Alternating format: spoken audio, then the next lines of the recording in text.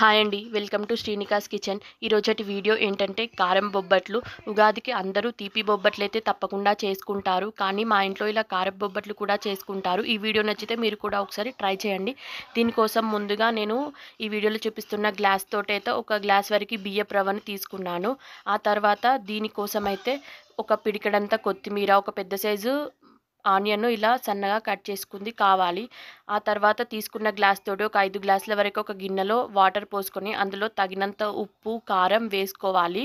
దాంతో పాటు ముందుగా మనం శుభ్రం చేసుకున్న కొత్తిమీర, అలాగే ఒక మీడియం సైజు ఆనియన్ చిన్న ముక్కలుగా కట్ చేసింది కూడా అందులో వేసుకొని ఒకసారి మంచిగా కలుపుకొని స్టవ్ ఆన్ చేసి స్టవ్ మీద ఇలా పెట్టుకోవాలి.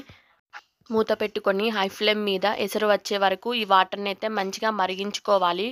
ఒకసారి మధ్య మధ్యలో కలుపుకుంటూ ఆ తర్వాత ముందుగా మనం తీసుకున్న బియ్యపు రవ్వను ఇలా కలుపుకుంటూ మెల్లమెల్లగా కొద్ది కొద్దిగా ఉండలు లేకుండా చూసుకుంటూ పోసుకోవాలి.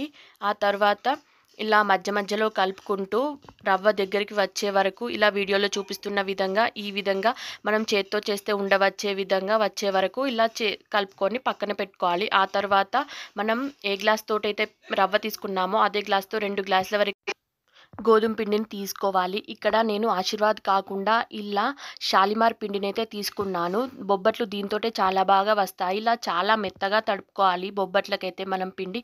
ఆ తర్వాత ముందుగా ఉడికించుకున్న రవ్వని ఇలా ముద్దలుగా చేసుకోవాలి. ఆ తర్వాత వీటిని ఒక పీట తీసుకొని దాని మీద ఒక కవర్ వేసుకొని ముందుగా చేసి పెట్టుకున్న రవ్వ ముద్దల్ని ఇలా పిండిలో మధ్యలో పెట్టుకుంటూ మనం బొబ్బట్లకు ఎలా అయితే చేసుకుంటామో అలా ఉండలుగా చేసుకోవాలి. ఫస్ట్ అన్ని ఉండలు అలా చేసి పెట్టుకొని పక్కన పెట్టుకోవాలి. అలా చేసి పెట్టుకుంటే చేయడం చాలా ఈజీ అవుతుంది. ఆ తర్వాత అదే కవర్ మీద కొంచెం ఆయిల్ అప్లై చేసుకొని ఇలా చేతితోటి మెల్లగా మంచిగా ఒత్తుకోవాలి. ఎంత సైజు కావాలనుకుంటే అంత సైజు, పల్చగా అయితే పల్చగా, లావుగా అయితే లావుగా ఇలా వీడియోలో చూపిస్తున్న విధంగా ఒత్తుకోండి.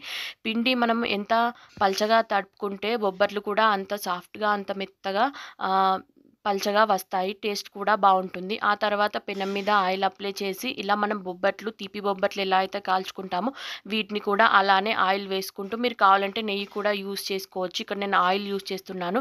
అలా 2 సైడ్‌లా మంచిగా కాల్చుకోవాలి. అలాగే మిగతావి కూడా అన్నీ చేసుకోవాలి. మీరు కూడా ఒకసారి ఈ విధంగా ఈ కారం బొబ్బట్లయితే తప్పకుండా ట్రై చేయండి. టేస్ట్ అయితే సూపర్‌గా ఉంటుంది. స్వీట్ అంటే ఇష్టం లేని వాళ్ళైతే ఇవి తప్పకుండా ఇష్టపడతారు. మీరు కూడా ఈ పండగకి ఇలా కారం బొబ్బట్లు ట్రై చేసి టేస్ట్ ఎలా వచ్చిందో తప్పకుండా కామెంట్ బాక్స్‌లో కామెంట్ చేయండి. ఈ వీడియో నచ్చితే please like, share and subscribe Srinikas kitchen.